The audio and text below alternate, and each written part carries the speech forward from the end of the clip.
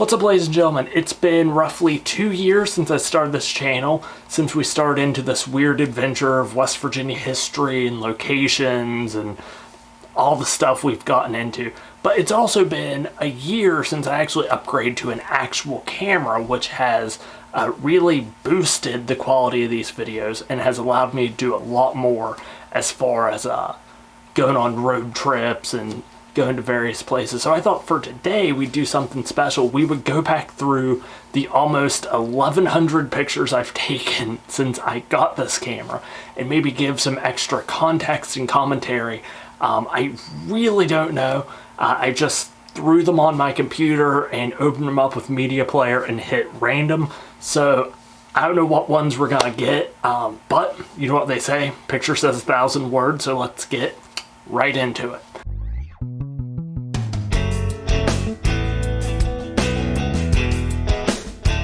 Alright, so the first picture we got straight out of the gate is actually of the Wells Inn in Sistersville. This is a picture I got while working on the Ultimate West Virginia Paranormal Road Trip video.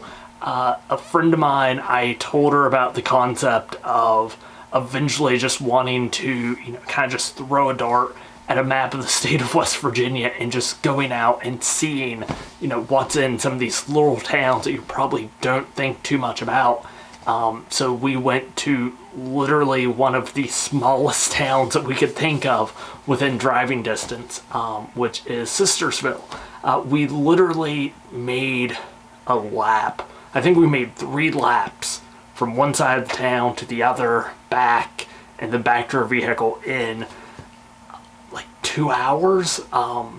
But it was awesome. It was right at the beginning of fall, late September, early October.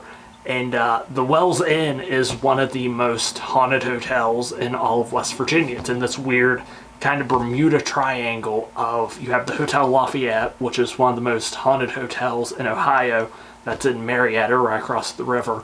You have the Blennerhassett Hotel in Parkersburg, and you have the Wells Inn in Sistersville. Alright, we got one of the many pictures I took while out at Valley Falls. Surprisingly, even though I had spent like 10 years, 12 years bumming around north central West Virginia, I'd never been to Valley Falls. In fact, up until last fall, I'd never been out to Cooper's Rock. A friend of mine actually disowned me because I was like, yeah, I'm thinking about going out to Valley Falls for the first time. And he was like, how long have you lived in West Virginia and still haven't been to Valley Falls? But yeah, I went out there and it was definitely worth the trip.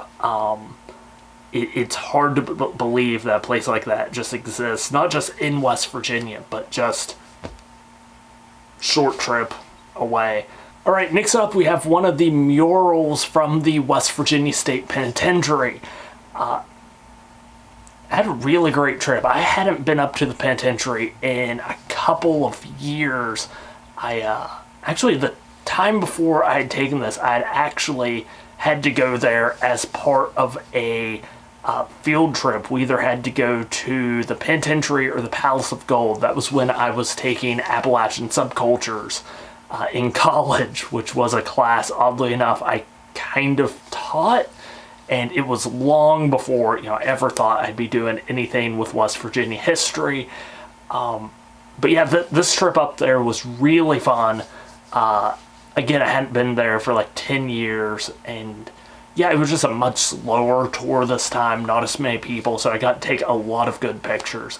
And there's so many of these murals, and just the artwork, even in some of the cells and stuff, are really breathtaking. But of course, when you're in a place like the West Virginia Penitentiary, you have plenty of time to work on your artistic abilities.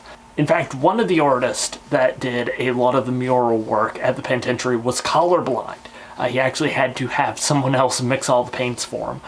This is not a good picture. This is a horribly blurry, horrible picture of a backpack.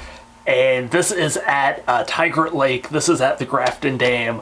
And I remember it very vividly because I had switched over to manual focus and I think I dropped one of my lenses or something, and I had been using manual focus. This was the first picture I took that day, and I'd been using manual focus on something at home. And I remember I dropped something while taking my pictures, and this was the first picture I took. I forgot manual focus was on, and I thought I had killed my camera. This was like the second trip I had been on, and I thought I had already broken it. Also, I was switching in between my lenses while doing some pictures, because I also took some selfies there. And I was switching in between lenses, and I left my kit lens on a like picnic table or something, and just walked away. And like 30 minutes later, I realized I left a close $100 lens just sitting on a picnic table.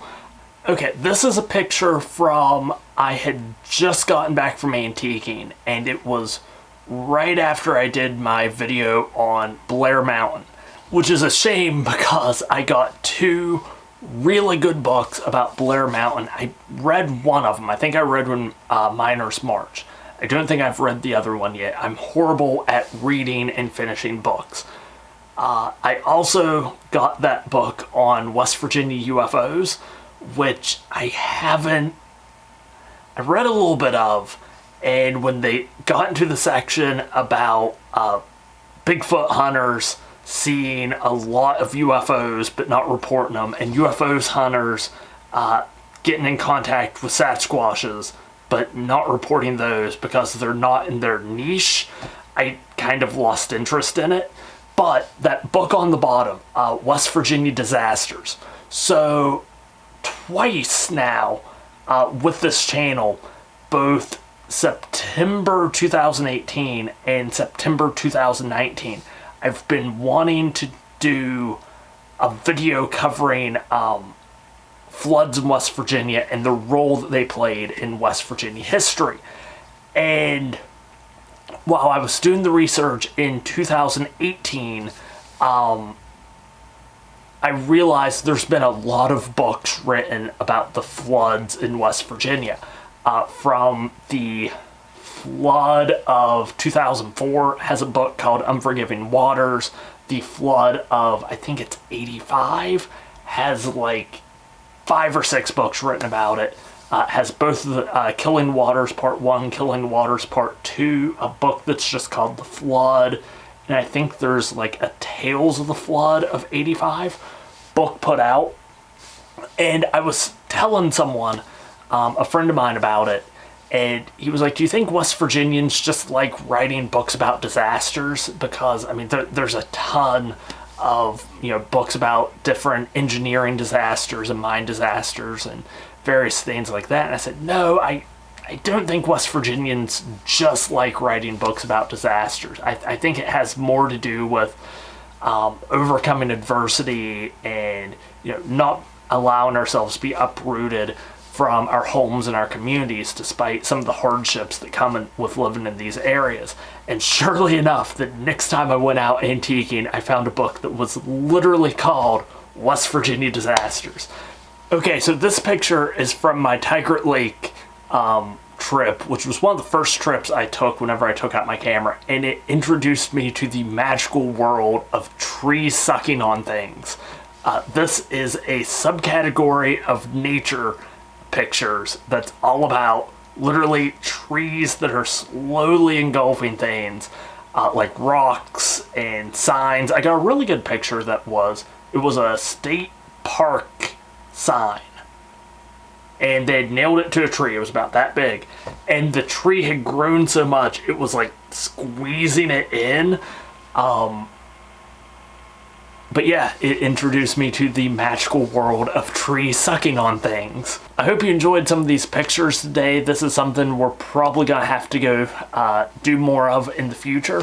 Definitely leave a like, leave a comment if you like this kind of video, and we might do more like it where I just kind of go through some of my old footage and some of my old pictures and just kind of talk about them and you know, put a little bit more context to some of these things, especially the ones that, again, I've done several trips that I haven't done videos about. And it's hard to believe. It's been 2 years since I started this channel, and it's been over a year since I actually upgraded to a legitimate camera.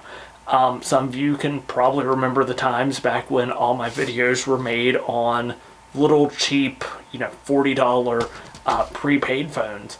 And luckily we've moved away from that. And until next time, don't forget to stay wild and stay wonderful, and I'll talk to you later.